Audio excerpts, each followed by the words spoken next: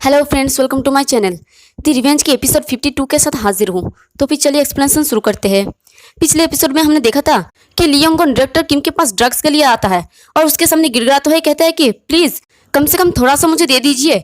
अगर आप अचानक से मुझे वेट करने के लिए कहेंगे टाइम पर होने वाले कॉम्पिटिशन में जाने के लिए, तो लोग ये कैसे कर सकते हैं। तो डायरेक्टर किम कहते हैं कि ये काफी है, मैं तुम्हें रेगुलर अमाउंट दूंगा और यही वजह है कि ड्रग्स एडिक्ट लोग बाइंड है और मुझे लगता है कि तुम किसी चीज के बारे में गलत हो। हम तुम्हें कम कीमत पर सामान दे रहे हैं क्योंकि ये हमारे लिए सुविधाजनक है। तुम कंपटीशन के एडवांस लेवल पर जाके इतना ज्यादा अमाउंट नहीं पा सकते।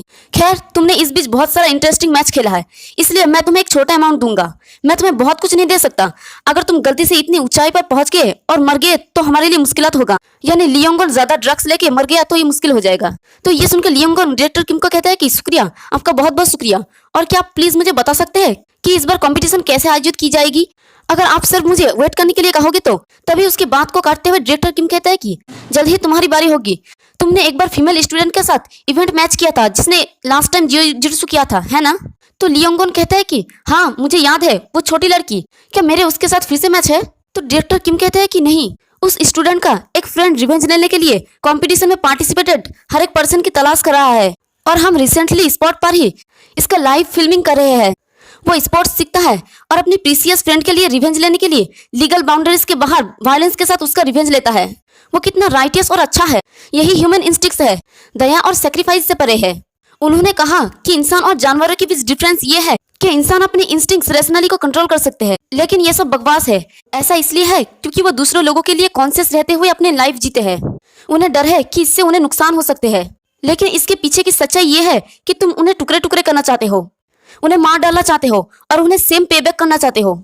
ये वजह कि ऐसे स्पेस पर लोग अपनी एनिमेटी की पूरी जनरेशन देते हैं, वायलेंस और सेक्सुअल डिजायर रखते हैं। वो ऐसे प्रिमिटिव इंस्टिंक्ट्स के पागल है और उन्हें इनसे छुटकारा पाने और मानसिक रूप से सेटिस्फाइड फील करने की जरूरत महसूस होती है। स्पेशली जिनके पास बहुत सारा पैसा है, वो लोग इसकी कीमत बहुत अच्छी तरह से जानते हैं। लेकिन फिर भी मुझे इस इवेंट के लिए काफी सपोर्ट मिला। हमारे पर्सपेक्टिव से जो लड़का रिवेंज लेना चाहता है वो हमारे लिए एक लकी चांस है। तो लियोंगन पूछता है कि तब मैं उसे हार सकता हूँ, है ना।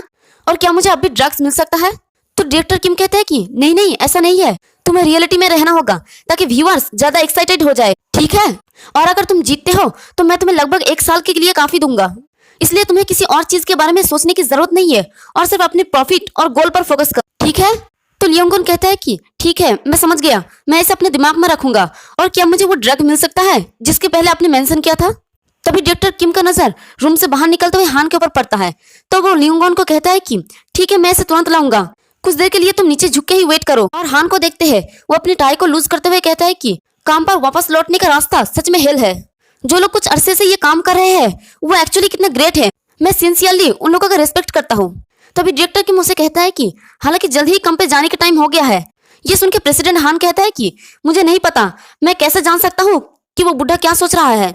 और ये जानना भी तो इम्पोर्टेंट है कि कंपनी कैसे चलती है। वो किसी भी तरह मुझे कंपनी नहीं देंगे, इसलिए मुझे कम से कम कुछ इंश्योरेंस तो लेना चाहिए। और तभी प्रेसिडेंट किम लियोंगन के ऊपर पैर रखने ही वाला होता है कि तभी डायरेक्टर किम कहता है कि केयरफुल रहना, वो नीचे है।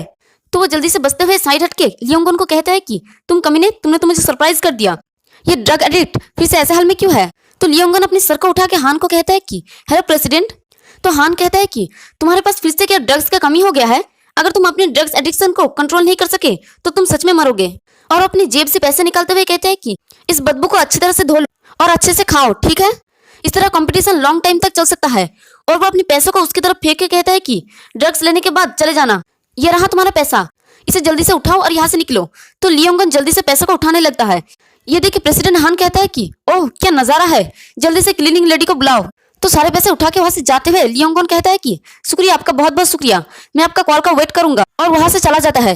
तो उसे देखकर हान कहता है कि हालांकि वो ड्रग एडिक्ट लंबे टाइम तक नहीं टिकेगा। और वो डायरेक्टर किम को कहता है कि मुझे नहीं लगता कि वो इस इवेंट में अपना बारी आने तक रुक सकता है। और लिम जी हुन तो पूरी तरह से घायल हो गया है।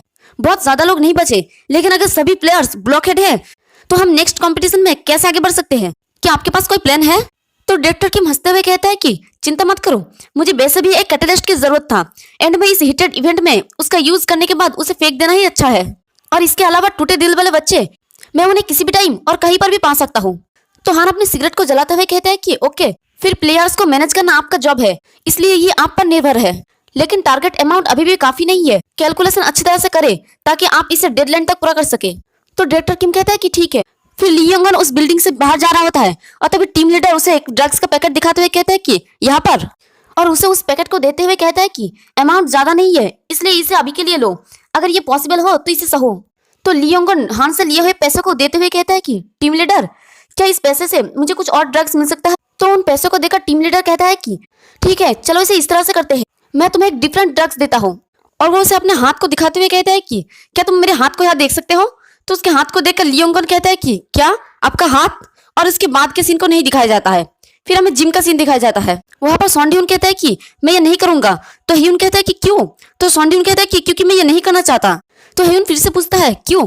तो सॉन्डीहुन कहता है कि मुझे बस लड़कों को हक करना पसंद नहीं है, लड़कों को मार खाना पड़ता है। तो ह्यून कहता है कि लास्ट टाइम तुमने कहा था कि तुम कुछ भी हेल्प करोगे, हालांकि तुम अपनी बात को एक मैन की तरह नहीं रख रहे हो। ये सुनते ही सॉन्डीहुन जल्दी से कहता है कि नहीं, अगर मैं कहूँ कि मैं जियोजित्सु करूंगा तो मैं कैसे हेल्प करूंगा, यानी हमारे सॉन्डीहुन को तो जियोजित्सु आता नहीं है। तो ह्यून कहता है कि न्यू मेंबर्स नहीं आ रहे हैं, और वो सेजुन को दिखाते हुए कहता है कि सेजुन को और भी ज्यादा टेक्निक का यूज करने की जरूरत है ताकि उसके स्किल्स इंप्रूव हो सके, उससे बेटर कोई नहीं है, इसलिए वो अपनी स्किल्स का वेयरली यूज कर सकता है। और हम सेजुन को देखते हैं कि वो इशारा से सॉन्डीहुन को कहता है कि तुम तो गए अब। और ह्यून कहता है कि लेकिन सच में तुम इसे इतना बुरा समझते हो क्या? तो अब से तुम्हें जिम में आने की जरूरत नहीं है, तुमने इस टाइम पर बहुत हार्डवर्क किया, ये मजेदार था, और चलो अब हम एक दूसरे को ना देखें। तो ये सुनते ही सॉन्डीहुन जल्दी से कहता है कि ठीक है, मैं करूंगा, लेकिन मैं पूरी तरह से नौसिखिया नहीं हूँ। अगर सेजुन मेरा ओपोनेंट है तो वो अपनी स्किल का प्रैक्टिस नहीं कर पाएगा, अगर ये पॉसिबल है तो मैं अभी टैप नहीं करूंगा, क्या ये अभी भी ठीक है? तो उसकी बात को सुनकर सभी लोग उसकी तरफ हंसते हुए देखता है, जैसे मानो वो कोई बेवकूफ हो। तो जेसन कहते हैं कि सच में ये काफी अच्छा है। तो उन लोगों को ऐसे देखते हुए देखकर सॉन्डीहुन हैरान से कहते हैं कि क्या आप सब लोग ऐसे क्यों हैं?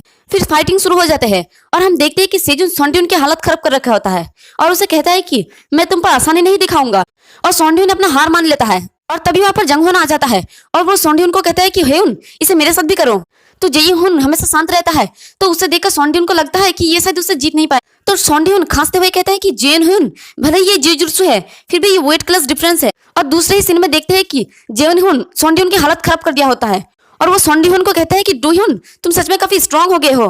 तो सॉन्डीहुन इसमें भी हार जाता है। फिर जेसंग आता है और वो भी सॉन्डीहुन को कहता है कि सॉन्डीहुन, इसे मेरे साथ भी करो। और दूसरे ही सीन में देखते हैं कि जेसंग ने भी सॉन्डीहुन को हरा दिया होता है और उसे कहता है कि ये कैसा था, ये बहुत मजेदार है ना? मुझे जल्दी से बताओ कि ये मजेदार है। और यहाँ सॉन्डीहुन की हालत बहुत ही ज्यादा खराब हो जाता है और बेचारा सॉन्डीहुन एक भी मैच जीत नहीं सका, इस गम में वो बेचारा वहीं पर लेट जाता है। तभी ह्यून पूछता है कि ये कैसा था? तो सॉन्डीहुन कहता है कि किस बारे में? तो ह्यून कहता है कि उनके अगेंस्ट तुम्हारा फाइटिंग ट्राई करने के बाद ये कैसा है? जियोजित्सु तुमसे कहीं मजेदार है ना? क्या तुम इसे करना चाहते हो? तो सॉन्डीहुन उसके तरफ देख के हैरानी से कहता है कि नहीं। और अगले ही सीन में हम देखते हैं कि ह्यून सॉन्डीहुन के साथ स्पार कर रहा होता है। फिर जिम का टाइम खत्म हो जाता है और सब लोग घर जा रहे होते हैं। तभी जेसंग हंसते हुए सॉन्डीहुन को कहता है कि बॉक्सिंग प्लेयर, तुम भी कल से ये करोगे है ना?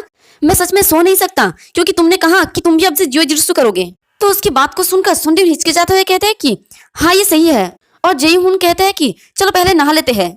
फिर उन दोनों के जाने के बाद सॉन्डीहुन साई करता है, तो उसे देख सेजुन हंसते हुए कहता है कि क्यों, क्या ये हार्ड है? तो सॉन्डीहुन कहता है कि नहीं, बल्कि ये बहुत ही ज्यादा हार्ड है। और तभी देखते हैं कि सेजुन अपनी हंसी को रोकने की कोशिश करता है, तो उसे देखकर सॉन्डीहुन कहता है कि तुम्हारे फेस के साथ क्या मसला है? तो सेजुन अपनी हंसी को रोकते हुए कहता है कि क्या मेरे फेस के साथ क्या मसला होगा? तो सॉन्डीहुन समझ जाता है कि सेजुन उस पर हंस रहा होता है, तो वो गुस्से में चिल्लाकर कहता है कि तुम कमीने, क्या ऐसा इसलिए है क्योंकि तुमने जियोजित्सु इस बार में जीता है? और ऐसा इसलिए है क्योंकि मैं पहली बार यूनिफॉर्म पहनकर जियोजित्सु कर रहा हूँ, अगर मुझे इसकी आदत हो जाए। और तभी सेजुन उसे थम्स अप करते हुए कहता है कि हाँ ऐसा हो सकता है, अगर तुम नोजी जियोजित्सु करते हो तो तुम जीत सकते हो। और यहाँ पर हमें नोजी जियोजित्सु के बारे में बताया जाता है कि अगर तुम यूनिफॉर्म पहनते हो तो इसे जी जियोजित्सु कहा जाता है, और अगर तुम यूनिफॉर्म या रेस गार्ड नहीं पहनते हो और अपने बेयर बॉडी के साथ फाइट करते हो तो इसे नो जियोजित्सु कहा जाता है, और नो जियोजित्सु को जियोजित्सु भी कहा जा सकता है। तो सेजुन की बातों को सुनकर सॉन्डीहुन गुस्से में अपने मन में सोचता है कि इस कमीने को मैं सच में पंच मारना चाहता हूँ। और वो सेजुन को पूछता है कि क्या जिम में नो जी लेसन नहीं है? तो सेजुन अफसोस के साथ कहता है कि ये पास्ट में करते थे, लेकिन अब ये खत्म हो गया है। मैंने इससे पहले जेसन ह्यून से कुछ बस सीखा था। और वो सॉन्डीहुन से पूछता है कि क्यों, क्या तुम नो जी जियोजित्सु करना चाहते हो? तो सॉन्डीहुन कहता है कि नहीं, ऐसा बात नहीं है, मुझे लगता है कि तुम्हें इसकी जरूरत हो सकती है। तो सेजुन कहता है कि मुझे क्यों? तो सॉन्डीहुन कहता है कि ऐसा इसलिए है क्योंकि तुम रियल फाइट्स में यूनिफॉर्म नहीं पहनते, और अगर तुम प्रेसिडेंट हान और डायरेक्टर किम को छोड़ दो तो वहां सिर्फ लियोंगन और आहान संगसो है।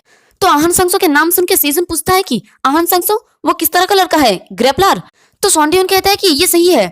उसका फाइट रिकॉर्ड को देखकर ही पता चलता है कि वो कंपटीशन की पार्टिसिपेंट में सबसे आउटस्टैंडिंग प्लेयर है और वो स्पोर्ट में कितना अच्छा है। जब ये तुम देखोगे तो तुम्हारे लिए ये सबसे बड़ी दीवार हो सकता है, क्योंकि वो रेसलर और वो अभी नोजी जियोजुत्सु में एक्सपर्ट है। और इसी के साथ हमारा ये वाला एपिसोड भी खत्म होता है। एक्सप्लेनेशन पसंद आई तो वीडियो को लाइक और चैनल को सब्सक्राइब कर दे। शुक्रिया।